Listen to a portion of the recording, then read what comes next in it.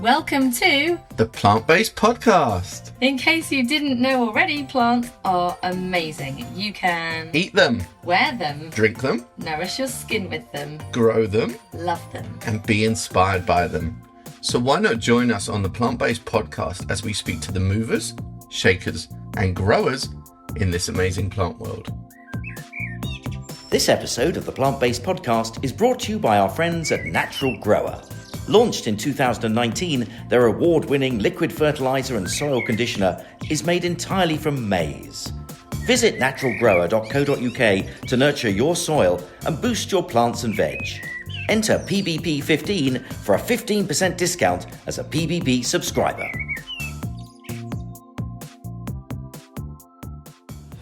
Finally, Ellen, this is the type of podcast I've always wanted us to record.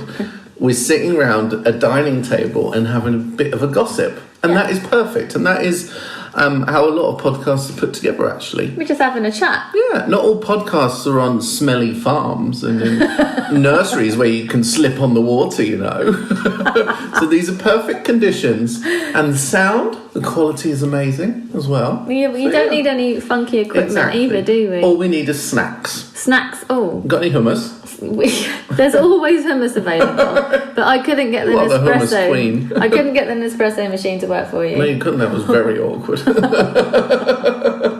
All we really need are plants. Exactly. Well, we're nearing the end of the series, aren't we? So we've only got one more to go. Yes, one more in-betweeny and one more main. This is the penultimate. Yeah, so this is the penultimate, no? No, the penultimate is the second from last.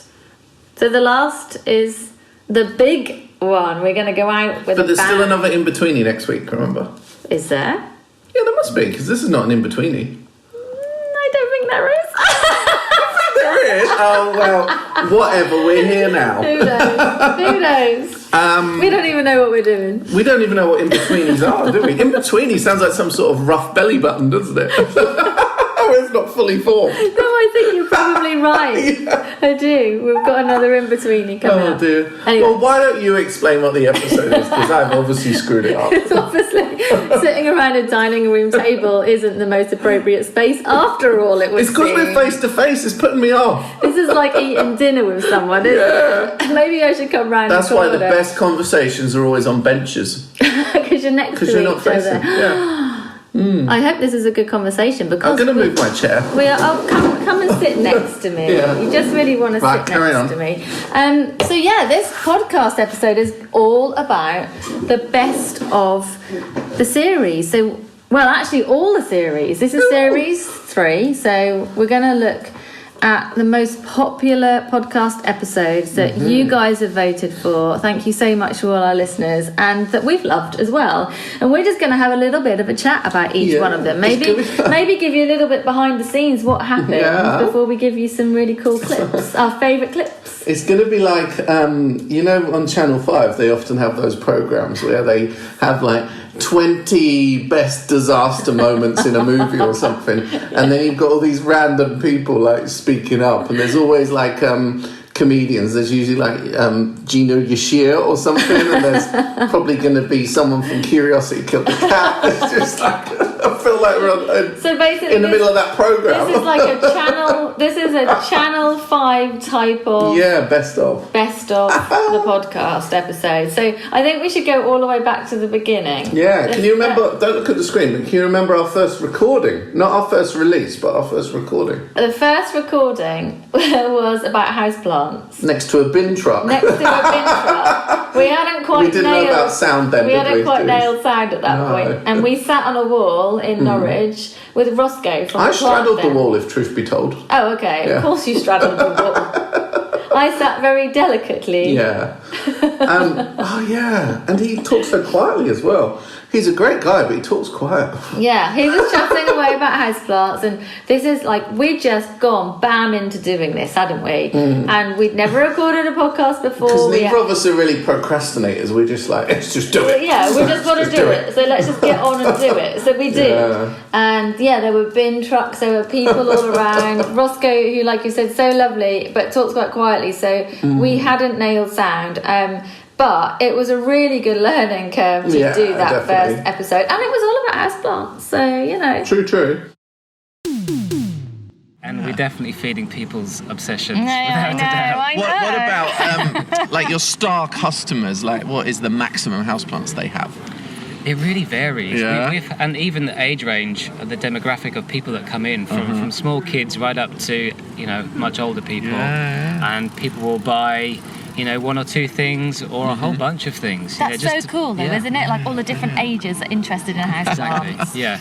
And we've had some real amazing specimen plants in the shop as well. Some string of hearts, Ceropegia woody-eyed, that have literally hung from the ceiling. I remember seeing those. Yeah. Huge, great things. And when your deliveries come in, they sell out instantly, don't they? Exactly. Like, didn't you have the Monstera, the variegated Monstera? The white variegated Yeah. Monstera, yes. That was the very, very coveted hard to one. get. And I guess people look out on social media, see the deliveries come in, and they're probably banging down your door at 9 a.m, aren't they? There was a queue of people outside the door of Gerald's on that day. Yeah, honestly, it was absolutely crazy. It was mayhem. Plants have come so far. That's Isn't so that incredible? amazing. And you've hit it bang on time, actually, haven't you? We have. Even things like marrow moss balls as well. That's like the next best thing. Well, that's the ultimate houseplant, because you don't need to water it, because it's this moss that's already sitting in a jar of water, isn't it? Exactly. So it's the ultimate easy care houseplant, isn't It's like it? air For plants. everyone. Air plants as well, easy peasy. I still need a plant I can travel with. Because, take in your pocket. Yeah, because I haven't got a garden or pocket anywhere to grow plant. plants at the moment. So I want to kind of plant in a necklace or something like that. You can get flowers, pressed flowers, can't you? Don't know. I mean, anything Maybe a that plant for hand luggage. I don't know. you probably get stopped at border control. Seems a You bit realise crazy, that, don't you? Smuggling seeds and plants. But I guess the most important thing is everyone has got a space for a houseplant of some kind, haven't they? Exactly. And even the generations before us back in the 70s that have seen a resurgence of all of the same plants, like the Monstera and various types of ferns, Tradescantia, that type of thing. They're still amazed to see all of these things back, and different varieties, so many varieties that they've never seen before.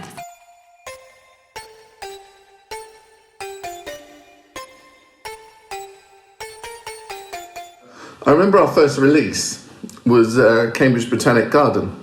Yeah, it was, and it was all about bees, and I can remember my mind being absolutely blown when we met Beverly, who's the director of Cambridge Botanic Gardens, and she was saying how many species of bees there were, and I was literally like, I know. No way, this is cool. And I do know what, it was at that point I realised how kind of educational our fun plant talk really is. It was really light-hearted, but it still gave all the info and the knowledge that you got out of Beverly. And she was... I thought she'd be more stiff than she was. Do you know what I mean? Because when there's a director of something, you kind of expect them to be more officious. And also because her PA had arranged it, so I thought she was... Like, when we walked in the room, I thought she was going to be some untouchable queen or something. But she was actually really easy to get on with. And she had puppet bees. She did. She had puppet bees, and she had lollipops as well. Oh, yeah, to show the different types of flowers. That's right. And I can remember we both rocked on up with similar colours on. How we do that, I do not know. That is so weird. The colours of bees. We turn up to things with complimentary clothing, which is really funny. Oh my God. But that was lovely. I bumped into her in the queue at Chelsea the following May, and we had a little. Oh yeah, you were at the chat. vegan one. I was at the hog roast. Interestingly, the vegan one was quite a long queue. Really? I'm not sure about that. Anyway, I loved doing that podcast, and it was a really quite a What? Why don't we listen to a bit? I couldn't remember Stop the word. I think I'm getting old. So thinking about what is best for bees, the plants that are best for bees overall, perhaps that we can grow in our own gardens. Yeah. You've got bee borders here, haven't you? We have. So you must have loads of examples in those borders. Tell us a little bit about them. Yeah, so our bee borders are absolutely fantastic, and they're definitely worth coming to see. And you can, if you can't get here to see them, you can download the planting lists off our website as well. Oh, that's useful. And those are updated every year as we change the planting, so people can come and learn about what works.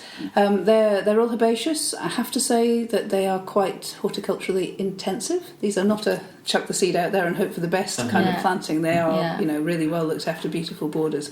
But they're themed through plants that provide food for the bees from early in the season till late in the season, and that's really, really important.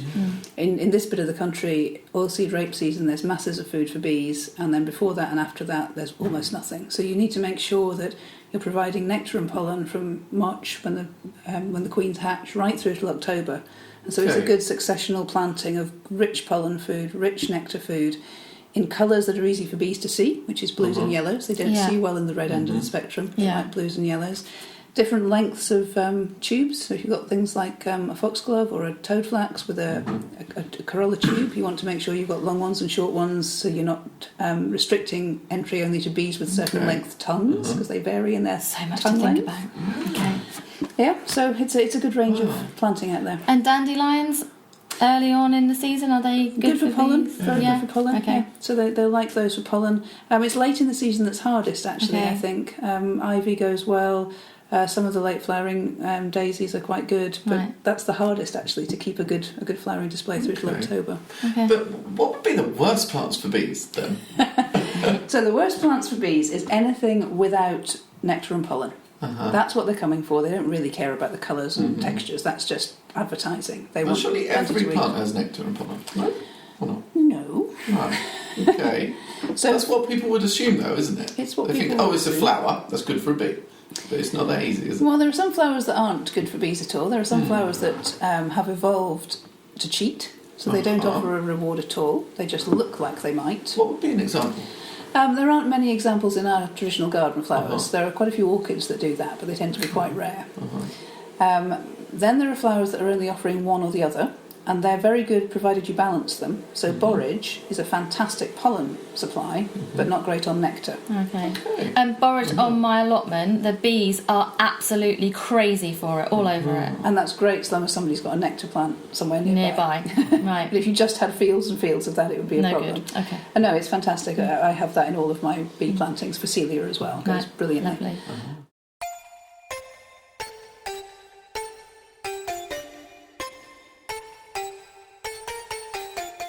So one of the most popular podcast episodes that we put out there so far, and I think one of my absolute favourites, was with Emma Mitchell, Silver Pebble. Oh, that makes me so happy, because when I arrange something and I know the person, it makes me so much more nervous. When we met her, we actually had lunch, didn't we? Yeah. And I can remember having a vegan chocolate cake.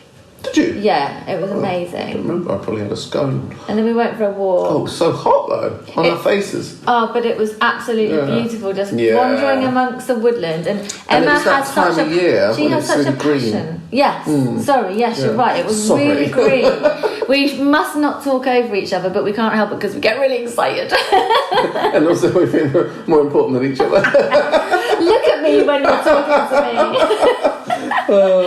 I mean, it was lovely, wasn't it? Yeah. Seeing the butterflies and all the wildflowers. Yeah, definitely. And we were putting out wildflowers to each other, just kind of wandering around. Yeah. We had a really lovely, heartfelt chat as well. So, let's listen to a bit.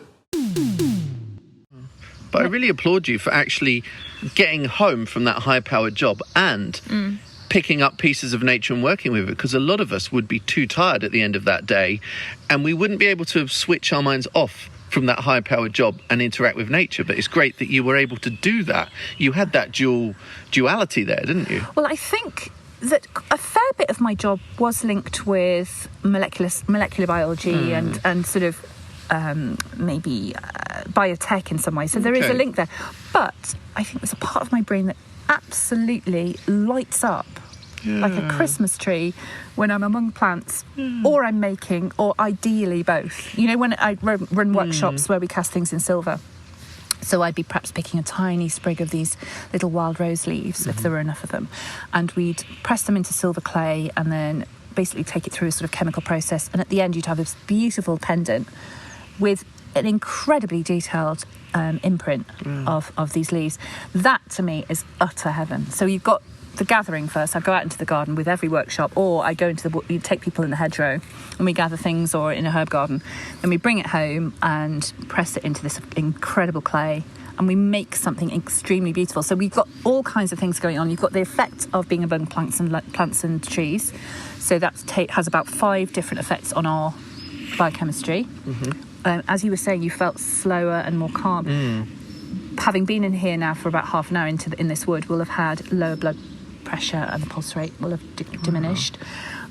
Seeing the green when you're just gathering something to draw or to make with, the green, just the green itself has an effect on our neurotransmitters. That's amazing. On our neurotransmitters. And it's so easy not to do that, though, isn't it? I find that, at least, because I get so busy, and then rather than interact with nature, I can be guilty of just lying on the sofa and watching Hollyoaks. Or maybe just looking at a photo. I mean, you can actually get those effects slightly less marked and slightly less strong if you look at photos of nature. Okay. And that can help when you're really poorly.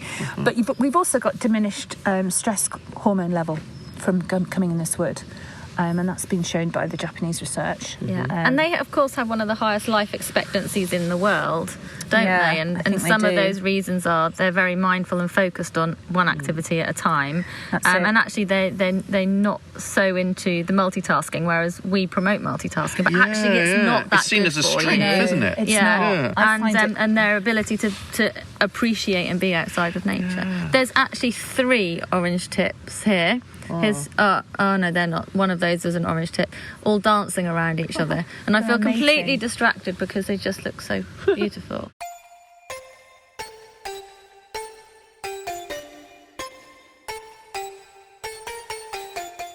So when we were in lockdown, obviously some of our podcasts were via Zoom or Skype, weren't they? Because obviously we couldn't meet up with anyone. And I can remember sitting in my closet in North Carolina because it's the only place where you couldn't hear my husband on work calls. It's so loud. And we had a really good, deep conversation with Lalajee Snow. And it was about gardening in places of conflict. And she had a book out called War Gardens. Yeah. And it's incredible. And she lived and travelled around many countries that were amongst conflict in the past or during that particular time. And Afghanistan, Israel, Ukraine. And she documented plant lovers still gardening within kind of those really dangerous zones. And that really got to me, that podcast. I honestly nearly cried at one point. I thought it was absolutely incredible how plants genuinely bring people so much hope. When we're down our allotments or in our gardens and we're talking about how amazing our plants are and how, it helps our mental health, well-being and all of that, we don't have all of this outside conflict that's going on, real danger to your life. But these people who Lalajee had documented were people who were genuinely fearful for their lives. But I think it also made you realise that even in war zones, a modicum of day-to-day life still goes on. Yeah. Like, it's very hard to imagine what a war zone is really like, isn't it? Or country at war. Yeah. But, you really don't realise how normal some people's life can be. And it's almost their own form of escapism, isn't it, as well? That's right. And I absolutely loved that. Loved that interview. That was brilliant. So, go get the book. Do you really see kind of like a main reason why people garden across every area that you've been to? Is there one kind of common reason why people enjoy plants and gardening? No, definitely not. And for the same reason that there isn't a common reason why people enjoy gardening and planting in times of peace, because people do it for different reasons. I think it's quite relevant now in these pandemic days because it's something to do, and it's a way of escaping the boredom, I think, of being in a pandemic. But no, I think, and across different conflicts, people were gardening in different ways. So in Ukraine, people were much more inclined towards being self-sufficient and growing vegetables to live off. And because in Ukraine, when these imports, the supermarkets started to shut, and the imports from China and Russia that people have been so dependent on started to dwindle, people began to grow their own vegetables again. But in Gaza, which is a much more sort of it's a much more urban and built up place. It's a hugely densely populated area of land. I think the density of the UK is 250 people per square kilometre, and in Gaza it's something like 4,500.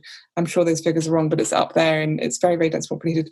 People garden there for peace and for returning to the old ways of what their parents' generation used to do. A lot of older gardens remember a time where Israelis and Palestinians used to pretty much live and work side by side and hand in hand, quite happily in the rural southern areas. And I think in Afghanistan, it's just, for Afghans to garden, it's sort of second nature, and it doesn't matter if you're speaking to a warlord or to a poor man. Having to grow something is part of it's like breathing. So very different ways. There are very different reasons for gardening. I mean, equally in the West Bank, for both the settlers and the Palestinian villagers, gardening and cultivation of land was part of the struggle. And so I'd speak to people in legal settlements all over the West Bank, and they'd talk about putting their roots down because the land was infertile before we came here to recolonize or I can't remember the word but I think people were using the idea of land cultivation as part of the conflict, basically. So very different reasons. This episode of the Plant-Based Podcast is brought to you by our friends at Natural Grower. Visit naturalgrower.co.uk to nurture your soil and boost your plants and veg. Next up, this was... I think you were going to fangirl at this one, weren't you? I did fangirl at this one. I actually think I told her. I think she fangirled at me, though, if truth be told. I think she had a crush on me. Right? It all went up the rank. It went up the rank. Me to her to you. Yes, Liz Earle. What an absolute dream to go to her studio. Oh, Ellen, the screw's just fallen out of your chair. Oh. It's on the floor, look. Well, you're sitting on the chair, so I hope it doesn't fall apart. Okay, right, carry on. Sorry, Trisha. Yeah, Liz Earle, we sat in her gorgeous studio. Oh, yeah. It was like a little haven, wasn't it, in London? Little muse. We sat on a corner sofa. Yeah. Which is always great. A velvet, colourful sofa. Yeah. It was just, everything was so pristine and lovely. It was just like, lovely. All about kind of well-being and health and, Kefir, kombucha. That's a real good takeaway for me from that. The 5 Ks, for good gut bacteria, which was kefir, kombucha, kimchi, kamut, which is sourdough, and kraut. Sauerkraut, yeah, that's right, yeah. Yeah, that was a good takeaway. I'm not entirely sure she was completely supportive of the vegan diet. No? No. Because there was a lot of dairy involved in the things that are really good for you, which I kind of disagree with. But you can make a water kefir as well, can't you? There's other ways of doing it. But I thoroughly enjoyed chatting with her. It was a really, really good afternoon. Are you still vegan then? You've obviously mentioned food such a lot and your love for plants, but I take it from some of the foods that you mentioned, you don't eat a plant-based diet, or you do? I eat lots of plants, but I'm not vegan, no. In fact, I live on a farm, and I'm a great believer in regenerative farming, regenerative agriculture. So I eat grass-fed meat. I'm a great believer in eating things like British beef and things like kefir, for example. We know that kefir really has to be made with an animal milk. So it doesn't need to be cow's milk, but you can use goat's milk or sheep's milk. And that's because the proteins wrap themselves around the bacteria as they pass through the digestive tract. Because anything that we put into our bodies has to survive unbelievably strong stomach acids. So to get through to the lower intestine, you need to have a protective mechanism. So yes, you can make what they call kefir from a plant milk, from coconut milk or whatever, but it won't be as effective as something that has the animal proteins to help protect it. And in fact, they're now saying legally it shouldn't really be called kefir because it doesn't have the same efficacy. It should be like a plant-based probiotic juice rather than a pure kefir. So it's really interesting. But I believe in balance, and I believe in having a balanced diet and in making sure that you are really well protected, with your iron, your B12, your choline, your taurine, your creatine, all these different iodine, all of these different amino acids and things. About the balance. Yeah, and just making sure, if you are purely vegan, that you are seriously looking at your supplements and making sure they're absorbable. For example, brain fats, we need EPA and DHA. DHA is only from a marine source. So people who take flaxseed supplements, for example, aren't getting their conversion of the DHA. You need to have the supplements from an algae. Are you young, Ellen? I take supplements. Yes? I take B12. You're getting your algae? I take a multivitamin, and I take vitamin D. And why I take vitamin D because I was told that helps to absorb calcium. And for other reasons that we may have touched on then, I need to be doing that. And yes, that's it. Yeah, well, I would really look at getting a DHA supplement. So you're getting your omega-3s, but it needs to be an algae-sourced DHA. Okay. Thanks. We've got a lot of information online, because actually my senior health and beauty writer and podcast producer is vegan. Right. And she wrote a very interesting article that went out in January for Veganuary, actually on the dangers of being vegan. And she's very much into making sure that you get your healthy brain fats, because if you don't, you're setting yourself up for issues like anxiety and depression and actually insomnia. So we can talk offline. This has been very useful already.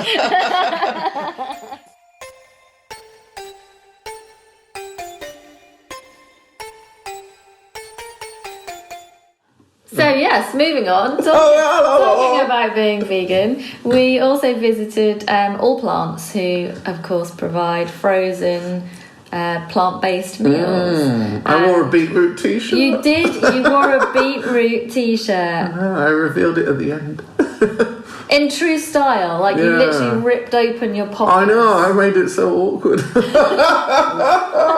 Oh well, there you go. It was all good fun. But that was quite interesting, just to talk about the different ingredients and how they put them and how they developed them and how they started the business as well. And they just moved to new premises, so it was obviously doing quite well. And I think you've ordered those before. You've had those meals, right? I have. I've actually got some in the freezer right now. So since we interviewed them, they have developed some more meals, which include breakfast pots and dessert pots as well. All completely plant-based. That's a good question. I'd have to go get one. Scrambled egg? No, that's not plant, is it? Oh my gosh. No. Can we delete that? It was great. But do you know what? One complaint about those meals, they're too small. I'd like to have double the size. So you've gone from delivering via the bus to 90 people in just a few years? In just a couple of years. Awesome. That must feel amazing. Yeah. It does. It's really exciting. It's gratifying to see that people are interested in eating more plants. And when we look at how the changes in people's diets over the last few years, it's actually really crazy. Like we did a study last summer, and it showed that 57% of the UK have considered. So they're not going to do it. No way. But they've considered at some point. I wonder what it would be like for me to change to a plant-based diet. Like maybe I should do it. And outside of January. Veganuary. Yeah.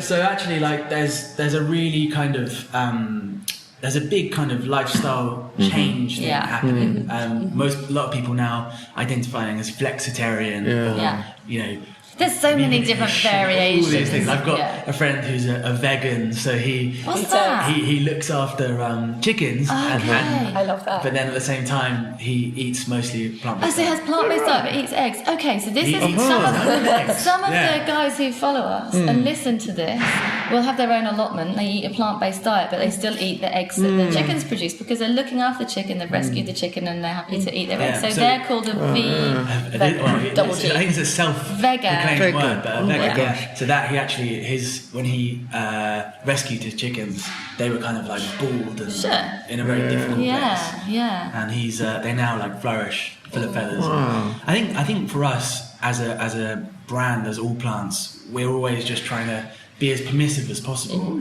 but just create really good food and make it easy for people. But I think you came at just the right time as well, as people wanted to follow these diets and needed that convenience too. Yeah, absolutely. And back to the very beginning when you decided to do this, obviously it's all about the food and getting great food to people, and it's a business. But do you eat a plant-based diet?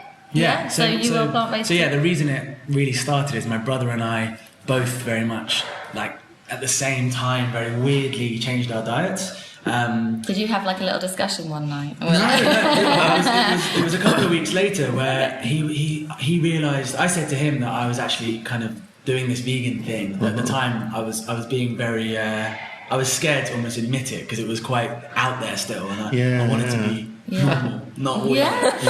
So I was like, hey, I'm actually eating vegan at the moment. It's just a test. I'm not going crazy. Don't worry. And he was like, oh really? Because I've been eating veggie for the last month. And I was like, okay, cool. Up your game and see what we can do. So then around Christmas time, we'd always talked about starting something together, and by that point, I think this is now sort of Christmas 2014-ish, or maybe 15, Christmas 2015.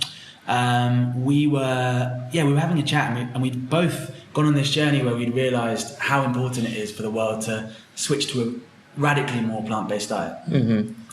Primarily for there's so many reasons. The climate reasons are huge. Even a couple of weeks ago, The Economist published data around the true impact of, I think you half your carbon footprint if you switch to a vegetarian diet. And then if you go vegan, it's like another 15% off that. So just eating a more rich plant-based diet, super, super important.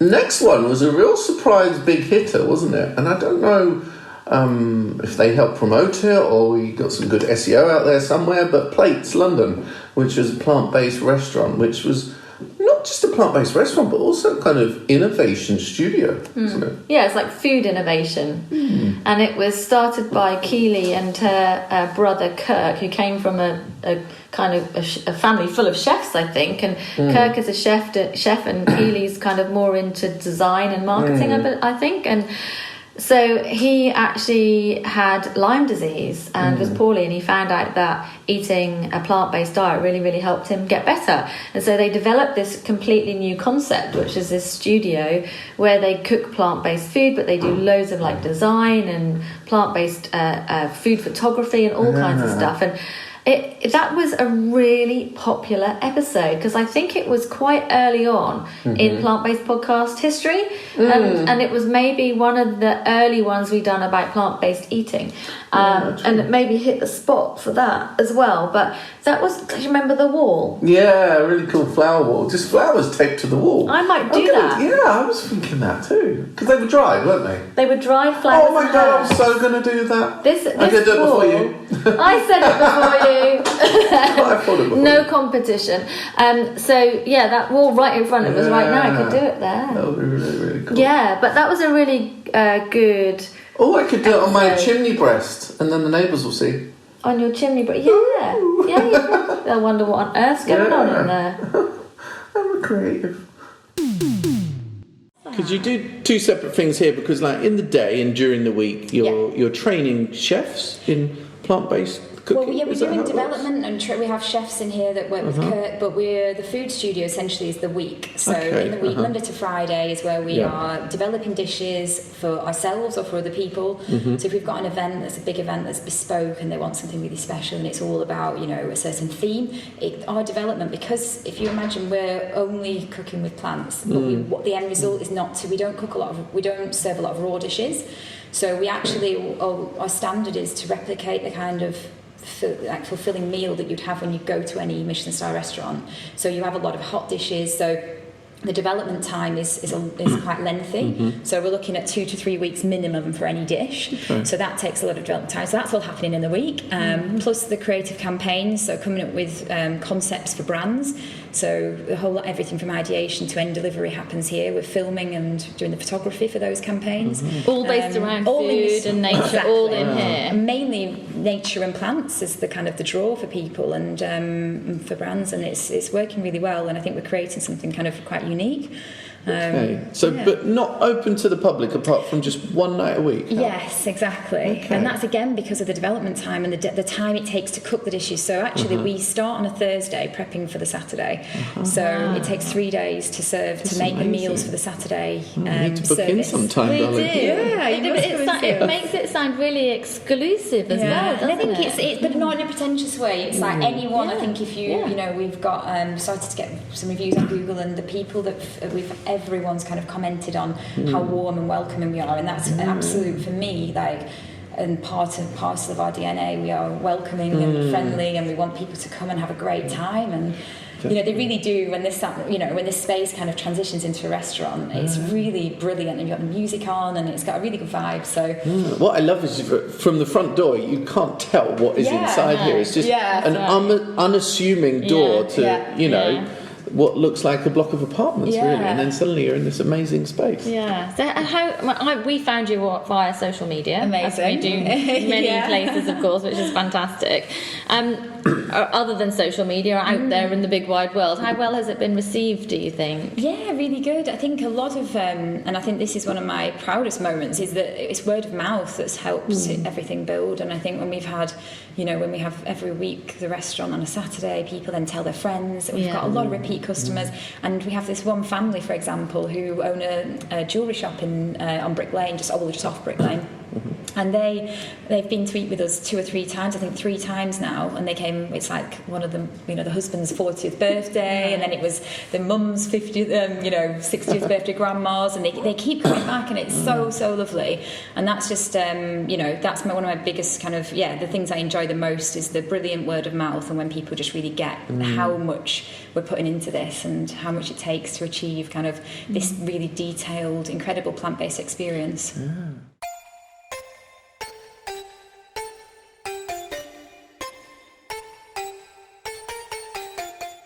So one of our early episodes was with the absolutely delightful Emma Howard, and Emma was studying at UEA John Innes Centre, I think, about plant genetics, and that was an eye opener. I've never talked to someone so young.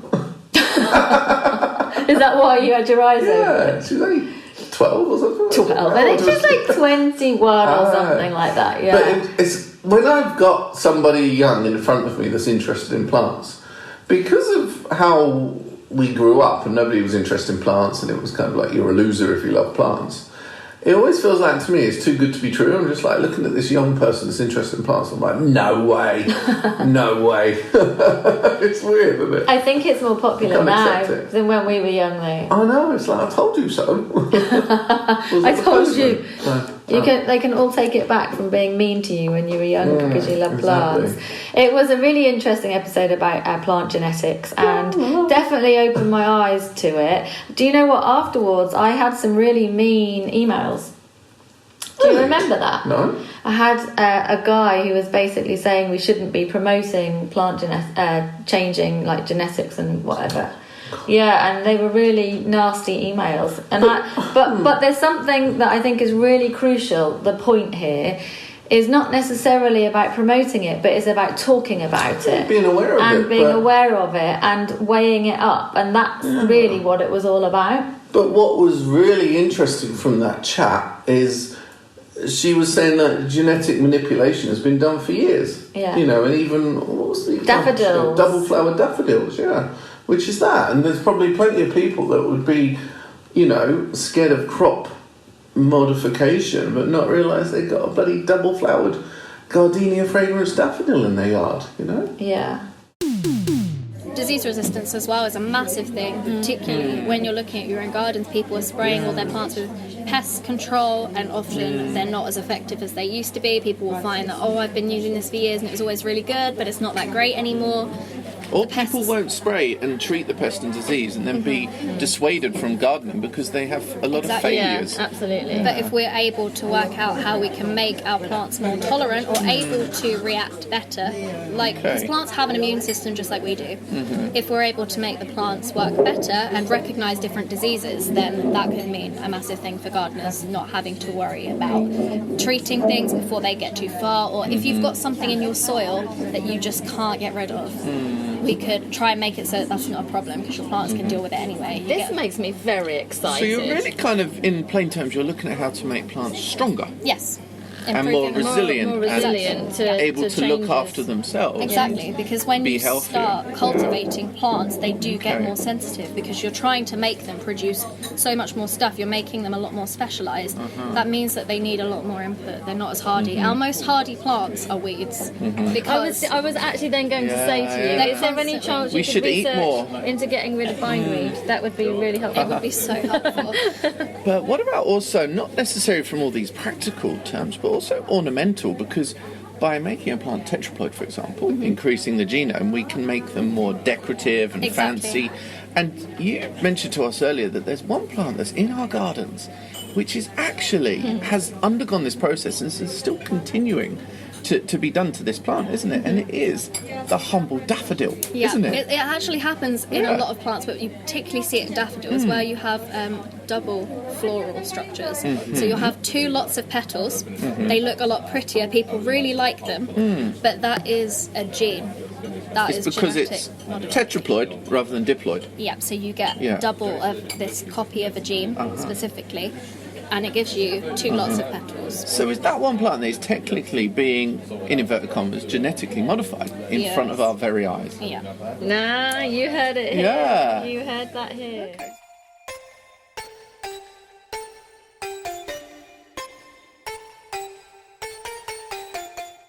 Oh, last but not least, your favourite, your XPT. My XPT. Hench Herbivore, who used to seriously put me through my paces. Anyway? He's still doing the same stuff, so he's quite big on YouTube, so he puts out a lot of information big in real life as well. He is, yes. He is big in all ways, personality, body, and on YouTube. Anyway, yeah, Paul Curtin, Hench Herbivore, he is a vegan personal trainer and nutritionalist, and we went and visited him in the gym, and you sparred with him. Only for the picture. Not really. I think he would knock you out. But he didn't he have his bones, not his bones, his muscle was 100% plant-based, right? Yeah, so his bones? Was it his bones? No, so I think he had eaten plant-based food for enough years that his muscles were 100% plant-based, but bones takes... I can't remember if he said 7 or 10 years, but however long it was, so he had another couple of years to go until his bones were purely plant-based too. But he is a picture of health and happiness from being plant-based. Yeah, defo. You know? And I really enjoyed it. I was actually vegetarian at that point, and already considering being vegan, but it was after we met with him that I went vegan. What did your mother-in-law say to you the other day? I met my mother-in-law and... Obviously, we're keeping her identity secret. yeah, for lunch. And the first thing they said was, are you still on that extreme diet of yours? Oh, gosh, honestly. I was like, yes, I'm still vegan. Ellen, I'm looking at the schedule. We should have an in-betweeny there, no? I don't think so. But there's always an in-betweeny, look. What's the idea of an in-between? That's entirely our decision. So we're going to move... Literally... We're going to move the actual date while we're here on the podcast in order to modify and improve. Michael... What will that be, 6th of September? Insists upon a in-between. You've got to have an in-between. People have got used to it. A little bit of belly button. If you haven't got, yeah, we're in this, what do you call it? We're in this share file, a Google Sheets share, and we keep writing messages to each other. So I started off with Ellen, you smell a wee, and then she put fart brain, I put arse square, she put fanny fluff, but I've decided that we've matured, so I've now deleted it all. Damn, I enjoyed that. Right, so there you go. I've made it official now. Next week is an in-betweeny episode. Okay, fab. Then our special guest is 6th of September. Awesome. There you go. Oi. So we'll finish up with a little clip from Hench Herbivore. But thank you so much, everyone, for listening and supporting us. You know, they are the best of. Mm-hmm. We've had so many amazing podcasts, really. It's hard to pick. I know. But we just did, so. Ding dong. Plants are basically amazing in all respects. So you've had your porridge, you come and work out. What do you do then? Do you eat after a workout? Or? Yeah, so I eat 4 times a day just for convenience. I'm trying to eat a high volume of food. And as I say, it's the same types of food. However, I'll be cooking them different. Steam frying, rather than using oil, I use water. Right. As I say, curries, chilies, soups, casseroles. You can bake burgers and falafel with legumes and whole grains and vegetables. They're very delicious. And do you avoid energy slumps? And how do you avoid those? Like, what would you drink or eat for energy? Like, because a lot of us rely on coffee. Do you rely on coffee, or are you? To be honest, like I do use a bit of caffeine, and it's my kind of bugbear. And it's not. There's mixed science, but I think really it is a neurotoxin. So. Basically, it's toxic to our body, so we heat up to try and sweat out. Our heart rate goes up. We're trying to pump it around and pump it out of our body. You know, if you're having like teas and coffee, like that is a leaf. It is a bean. So there are health aspects, and so it's a bit mixed. But I say for the masses, try to get off it. If you're sleeping well, that's key. Sleeping well, and the food I'm eating, you know, it's all the best energy food. It's clean. I've got so much more energy as a vegan than versus an omnivorous eater. That's incredible. I remember seeing a documentary once, and they did this test where there were these cyclists, and they each had a different kind of dose beforehand, and some of them had energy drinks such as Red Bull, and one of them had a natural drink that was just beetroot juice. Yes. And they were actually the quickest. Is that right? Had the most energy, yeah. There's a lot of science on beetroot juice now. So the latest science says around 140 mils, 2 to 3 hours pre-workout, and it's a vasodilator, so the blood's getting around the oxygen, the nutrients. We're getting rid of the waste products easier. Beetroot juice and also dark leafy greens, they contain these nitrates, which you make into nitric oxide. So you just have to watch out for red pea when you have red pea. But that's, you know, I can live with that. So don't forget when you've gone for a week. And then go to the doctors and say, how? So I guess in terms of like muscle building, we always think, you need to eat a lot of protein in order to build muscle, which is obviously meat, eggs, fish. Yeah. But for you, the protein you see as, what is that, pulses, beans? It's everything What I would eat. be on your list of It's everything I eat. Like fruit is on average 5% protein. And when you're eating a huge volume, it all adds up. But as you say, legumes, number one, particularly lentils, they're the most protein rich. Whole grains, I like quinoa, it's like 14 grams of protein per 100 grams by weight. So it's very easy. And some of those are higher than meat? By weight, probably not by weight. Okay, but nearly. So you have to eat a little bit more. But who doesn't like eating?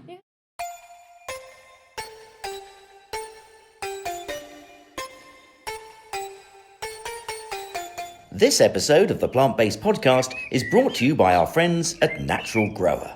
Launched in 2019, their award-winning liquid fertiliser and soil conditioner is made entirely from maize. Naturally rich in nitrogen, potash, phosphate and other trace elements that plants and vegetables love. It is approved by the Soil Association, Vegan Society and Organic Farmers and Growers. Visit naturalgrower.co.uk to nurture your soil and boost your plants and veg. Enter PBP15 for a 15% discount as a PBP subscriber. Thanks for listening. You should now be at least 25% more obsessed by plants. Please follow us on social media. You'll find us by typing in the Plant-Based Podcast. We also have a fabulous website. Go to theplantbasedpodcast.net. So tell your friends, leave a review. Why not write a letter to your local MP? Please spread the word about the Plant-Based Podcast. Oh yes, see you next time, plant friends.